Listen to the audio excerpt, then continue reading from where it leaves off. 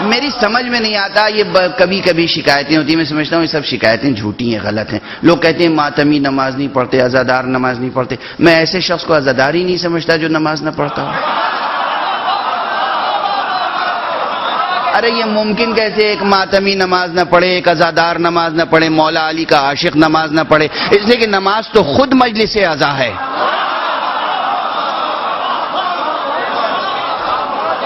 نماز میں ان کے فضائل بھی ہیں، نماز میں ان کے دلائل بھی ہیں، نماز میں ان کے مصائب بھی ہیں، سب کچھ تو ہے نماز میں. میرا بہت پرانا جملہ ہے، اگر تفصیل سے نماز پڑھنی ہو تو مجلس عزا منعقد کر لو، مختصر سی مجلس کرنی ہو تو 2 رکعت نماز پڑھ لو.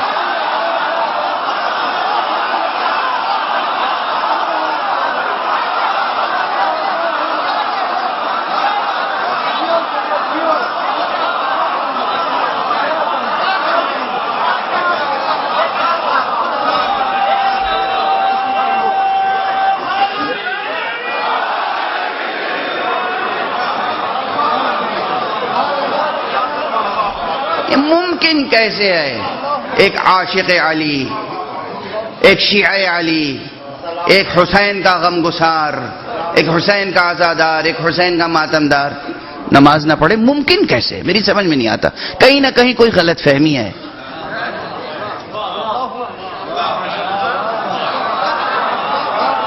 کوئی غلط فہمی ہے. ورنہ ممکن کیسے؟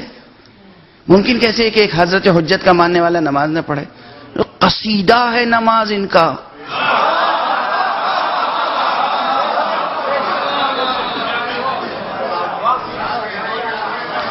عملاً تجربہ کرنا ہو کہ جب بھی خدا کو پکارو گے تو سامنے رسول و آل رسول آئیں گے. اگر یہ تجربہ کرنا ہو تو نماز پڑھ کے دیکھو. اللہ اکبر سے نماز شروع ہوتی ہے، نماز ختم ہوتی ہے تو کہنا پڑتا ہے السلام علیکہ ایھا النبی ورحمۃ اللہ وبرکاتہ. گئے تھے اللہ کی بارگاہ میں، سامنے نبی آ کے کھڑے ہوئے.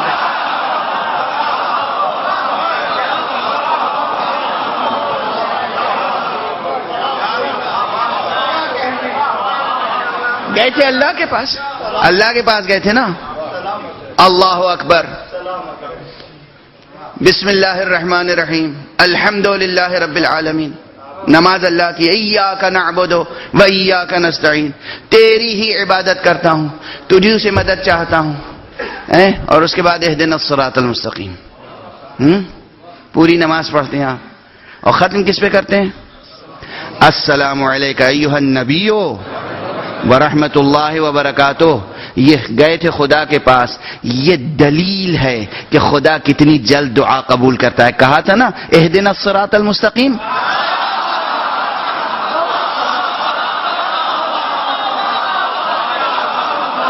کیا کہا تھا؟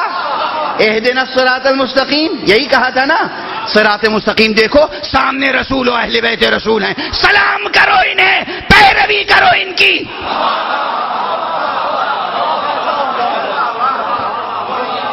اب سمجھ میں آئی نماز؟ در محمد و آل محمد پر پہنچنا ہو تو نماز پڑھو. ممکن کیسے ہے کہ نماز پڑھے بغیر ان کے دروازے تک پہنچ جاؤ گے؟ ہر جگہ جانے کے لیے پاسپورٹ چاہیے، ویزا چاہیے.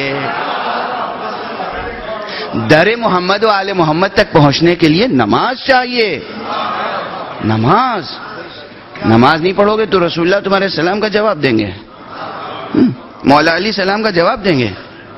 نماز نہیں پڑھو گے تو امام حسین کو کہو گے السلام علیکم یا ابا عبداللہ، جواب دیں گے. جو حسین تلواروں کی چھاؤں میں نماز پڑھتا ہے. بس گفتگو ادھوری رہ گئی، اب طاقت نہیں ہے اس سے زیادہ، باقی کل انشاءاللہ. بہت سی بحثیں رہ گئیں، امام صاحب علیہ السلام کے بارے میں بحثیں رہ گئیں، دلائل رہ گئے، مگر اب آپ دیکھ رہے ہیں کہ میں دیر تک نہیں پڑھ سکوں گا. دیکھو رسول اللہ نے کیسے حالتوں میں نماز پڑھی، بی بی زہرا نے کس تکلیف کے ساتھ نماز پڑھی.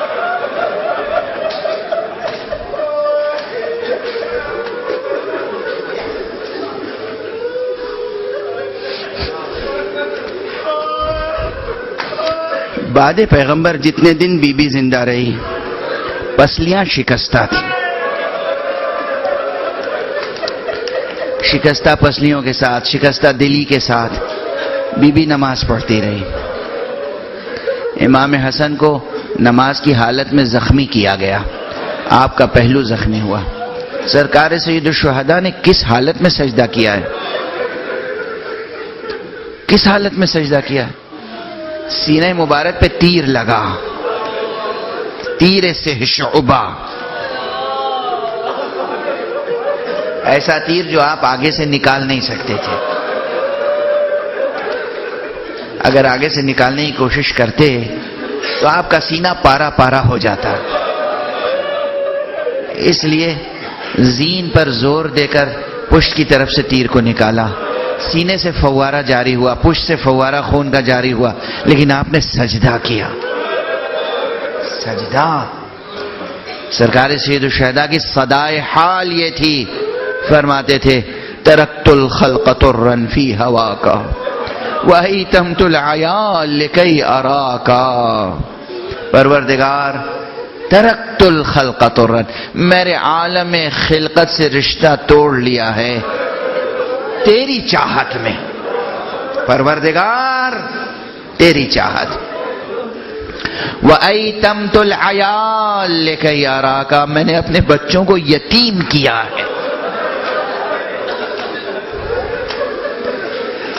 وَأَيْتَمْتُ الْعَيَالِ لِكَيْ أَرَاكَ، تاکہ پروردگار تیرا دیدار نصیب ہو، تیری بارگاہ میں حاضری نصیب ہو.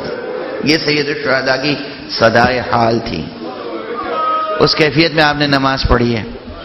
اصحاب کے ساتھ تیر برس رہے ہیں، تلواریں چل رہی ہیں، نیزے آ رہے ہیں، پتھر آ رہے ہیں. آپ نے اصحاب کے ساتھ نماز ظہر روز عاشور پڑھی ہے.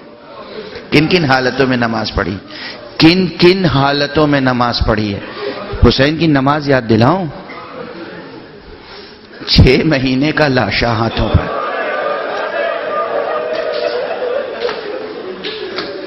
6 مہینے کا اصغر، شیرخوار اصغر، اس کے گلوئے نازک پر بھی تیر سے شعبہ لگا تھا. اس بچے کو ماں کے پاس لے گئے. ماں نے بچے کو دیکھ کے ایک جملہ کہا، یا بنی امثلک ینحر، میرے لال کیا تیرے جیسے بچے بھی نحر کیے جاتے ہیں؟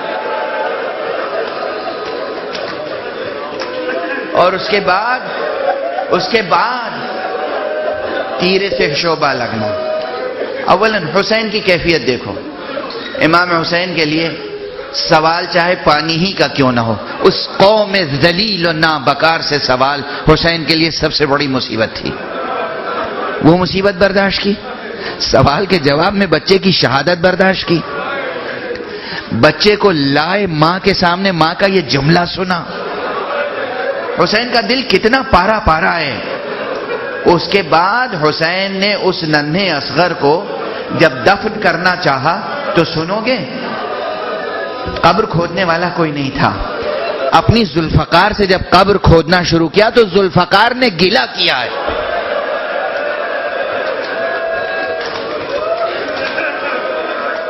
میرے والد مرحوم پروردگار ان کی مغفرت فرمائے اور ان کے درجات بلند فرمائے. خطیب تھے، عالم دین تھے، انہوں نے میری تربیت کی ہے. اس وقت وہ اس دنیا میں تشریف نہیں رکھتے. وہ اس مصائب کے حصے کو بڑے مؤثر انداز سے پڑھا کرتے تھے.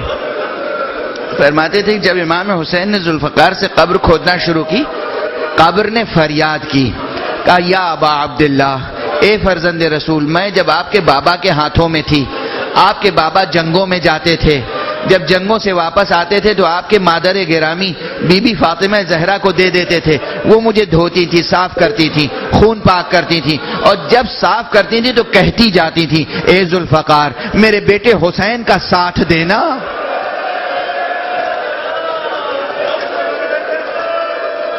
میرے بیٹے حسین سے بے وفائی نہ کرنا.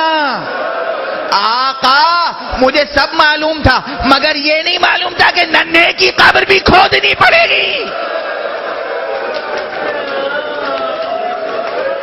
سرکار سید الشہداء ایک کے بعد ایک کیا کیفیتیں سامنے آ رہی ہیں.